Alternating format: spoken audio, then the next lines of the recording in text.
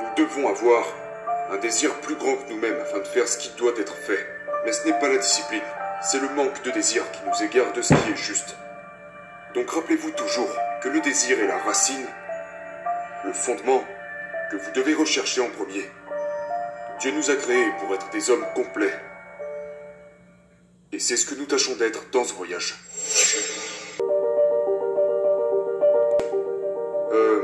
Récemment, un de mes bons amis était très découragé parce qu'il est en surpoids.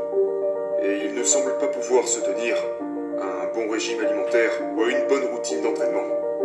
Et en fait, vous savez, on a tous un peu cette voix dans notre tête qui nous parle de manière négative. Du genre, mec, t'es vraiment pas un homme. Tu n'arrives même pas à te tenir à ça. Tu ne ressembleras jamais à ça parce que t'es juste addict au sucre et tu manques tout simplement de discipline. Et mon ami était très... Je veux dire, il était littéralement en train de se lamenter sur lui-même devant moi. Mais parce que je tiens beaucoup à lui, j'ai dû contrer ses mensonges et cette négativité avec la vérité.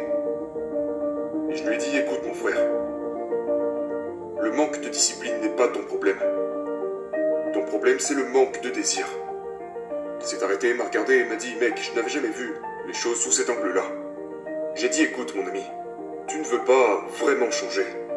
Et donc j'ai demandé à mon ami, je lui ai dit, je vais te poser une simple question. Qu'est-ce que tu ferais si à la suite d'une visite médicale chez ton médecin, si après t'avoir examiné, il t'annonce, écoutez monsieur, si vous ne commencez pas à manger sainement et à faire de l'exercice dès que vous quittez ce bureau, vous allez mourir dans quelques jours.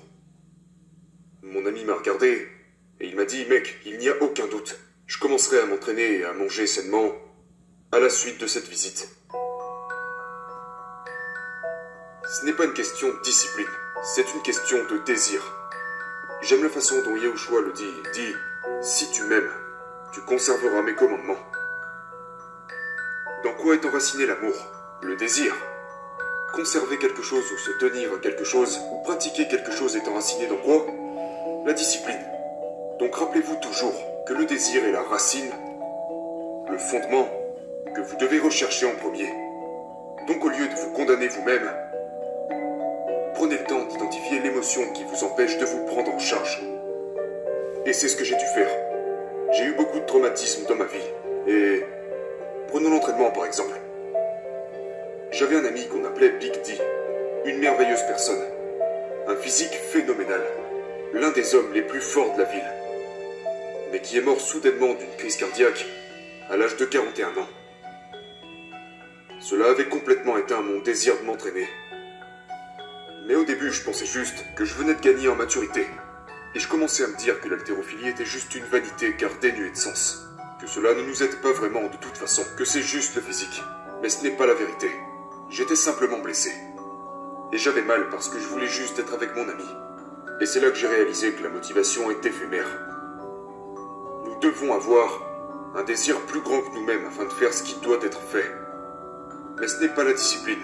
C'est le manque de désir qui nous égare de ce qui est juste. Et c'est également ce que nous enseignent les Saintes Écritures. Le péché naît dans le désir. Mais le désir donne également naissance à la justice si nous désirons ce qui est juste. Donc une fois encore, je voulais juste prendre un moment pour vous encourager et vous faire savoir, arrêtez de vous auto-flageoler. Aimez-vous. Trouvez la beauté dans la difficulté. Et comprenez qu'il n'est pas question de discipline. Prenez le temps de méditer, prenez le temps de faire ça, afin que vous puissiez, afin que ces émotions et ces sentiments cessent de tuer votre désir, de faire tout ce que vous devez faire, non seulement pour vivre, mais aussi pour réussir dans la vie. Donc à nouveau, rappelez-vous que c'est toujours la racine qui vient avant la nourriture. Même chose avec l'haltérophilie, c'est toujours le désir qui nous pousse à soulever cette charge et qui amène le muscle. C'est le désir de vivre et d'aimer vivre qui vous pousse à changer votre alimentation. C'est le désir de donner à votre épouse l'amour que vous éprouvez pour elle à l'intérieur de vous. D'exprimer un véritable amour envers elle et ne pas vous laisser entraver par la boîte de la masculinité. Dieu nous a créés pour être des hommes complets. Et c'est ce que nous tâchons d'être dans ce voyage.